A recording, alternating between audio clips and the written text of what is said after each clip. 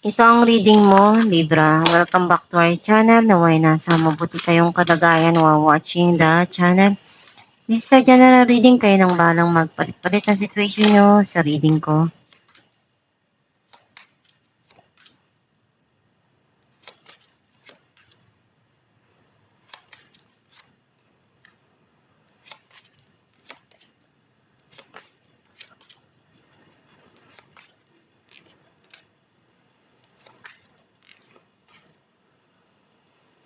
At the bottom of the deck, Queen of Wands. I feel like ang nasisense ko na energy mo, nandun yung gagawin mo lahat ng makakaya mo para makuha yung gusto mo. Pagsusumikapan mo, hindi ka hihinto. Gagawin mo yung paraan na kaya mo, na alam mo, para makuha yung tagumpay or yung mga pangarap mo sa buhay. Ang mensahe ng card mo, nakita ko dito na merong blessing na darating sa'yo or i-receive mo. Some of you, matatanggap na regalo or minamanifest mo yung financial na blessing na makamit mo o matanggap mo. And pwedeng ikaw yung magbibigay nung tulong na kaya mo.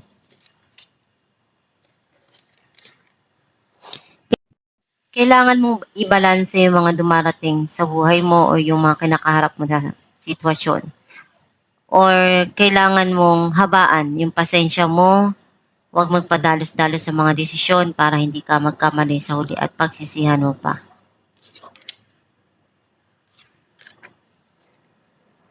Inaalagaan mo yung sarili mo, binibigay mo yung needs mo, sarili mo, kung ano yung pangangailangan mo.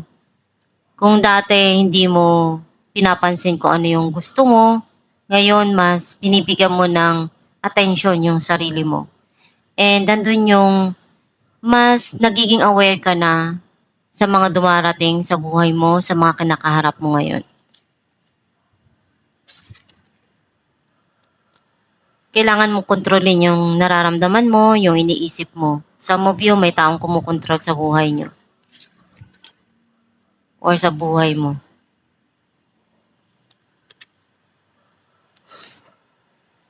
Very emotional ka right now. Minsan, andun yung nagdaramdam ka kasi hindi mo nakukuha yung gusto mo or hindi na ipapakita sa'yo yung tamang pagmamahal na kailangan mo or tamang pag-aalaga na gusto mong maranasan at maibigay sa'yo.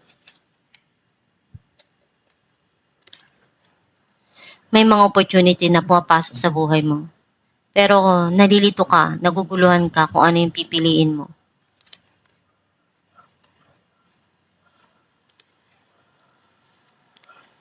You need to listen to your inner divine, to your inner self. Pag-aralan kung ano yung makakabuti sa mga sitwasyon na dumarating sa'yo at harapin ng naayon sa iyong kaya or kakayanan. Some of you, you're keeping something here to yourself. Mas lalo kang naging matatag sa mga nangyari sa buhay mo. Kung dati nahihirapan kang makaahon dun sa mga pinagdadaanan mo, ngayon hindi mo na naiisip yon. Kasi alam mo sa sarili mo na may mga problema talaga na binibigay. Pero ngayon alam mo na i-handle yung mga sitwasyon at kaya mo nang malagpasan dahil mas matapang ka na sa mga sitwasyon na dumarating sa buhay mo. Clarify natin ang Ace of Pentacles, Seven of Cups, and the Hangman. May mga desisyon kang kailangan harapin, pag-isipang mabuti. Lalo na pagdating sa mga dumarating na blessing sa buhay mo o tinatanggap mo. Maraming ibinibigay o papasok na opportunity sa buhay mo pero nahihirapan kang makapag-umpisa dahil mayroon ka pang hinahanap and andun yung kailangan isipin mo sa sarili mo kung ano yung desire ng puso mo para makita mo yung tama para sa'yo or yung gusto mo. Clarify natin ang The Empress.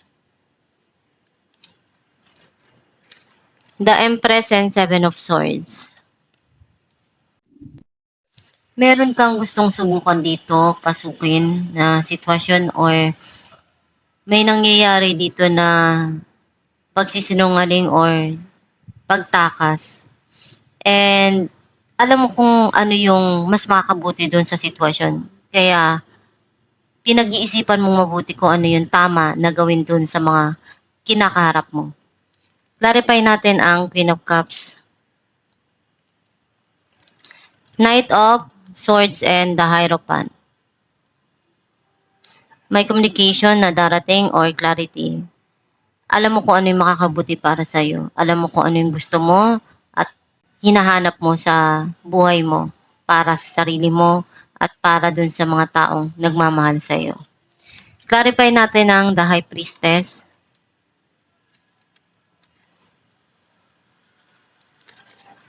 the Chariot, and Ace of Wands.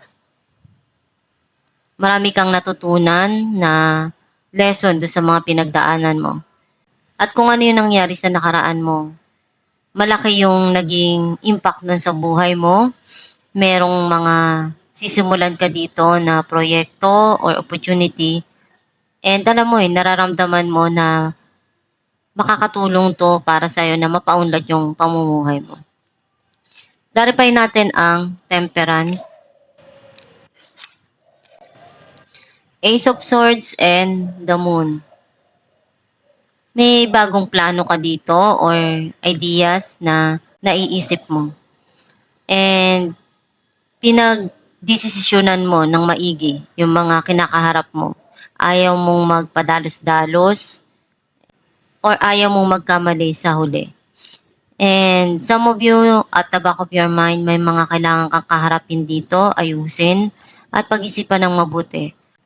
At pagdesisyonan ng maayos para sa huli, hindi ka magkamali. Clarify natin ang the Emperor, King of Wands, and Eight of Pentacles. Andun yung passion nitong tao na to.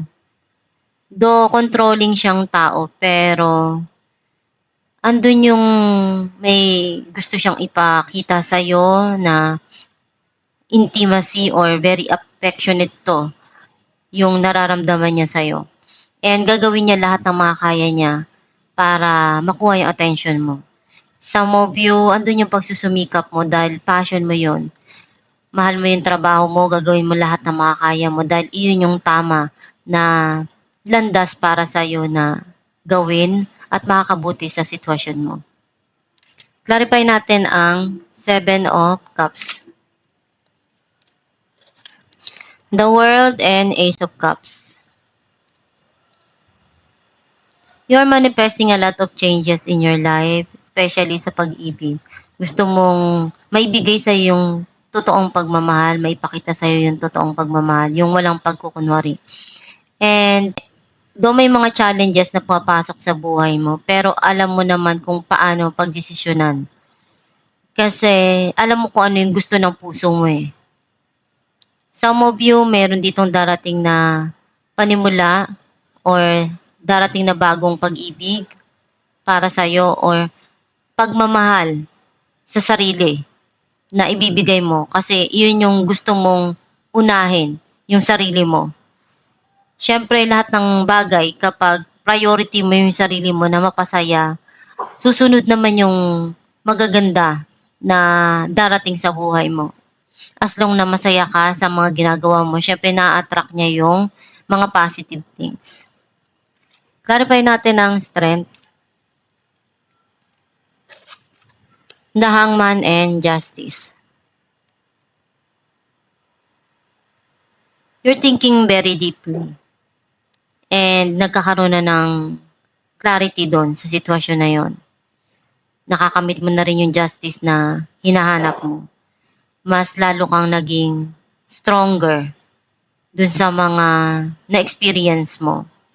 Ngayon alam mo na kung ano yung dapat gawin at dapat ayusin, harapin sa buhay. Alamin natin kung ano mensahe ng iyong gabay.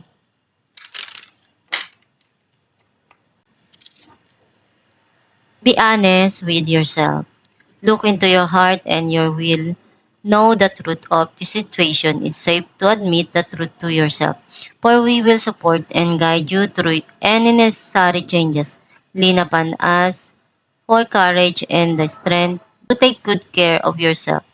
Focus only upon your true desires and they will come to you upon angel's wings.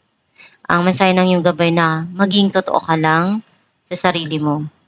And kung ano yung mga dumarating sa buhay mo, alamin mo yung puso mo kung masaya ka ba dun sa gagawin mo at papasukin mo. Kung alam mo sa sarili mo na nararamdaman mong mabigat yung pagdadaanan mo doon, ikaw naman yung makakapag-desisyon yan.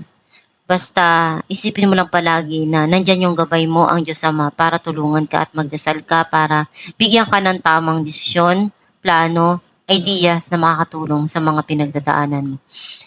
Kumunay ka lang palagi sa Diyos Ama at magdasal ka lang. Ihiling mo kung ano yung mga kailangan mo sa kanila. And i-manifest mo yung mga masaya, magaganda para yun yung ma-attract mo sa buhay mo. Kung ano yung mga pinagdadaanan mo na pagsubok, malalagpasan mo rin yan. Basta isipin mo lang na lahat ng bagay na pinagdadaanan mo is merong kasagutan at meron diyang solusyon. Kahit ano pa yan. Basta maging masaya ka lang sa kung ano yung ginagawa mo. Yun ang pinaka-importante sa lahat. At itong yung reading libra, kung nakaresonate ka, kindly comment down below. Thank you for watching.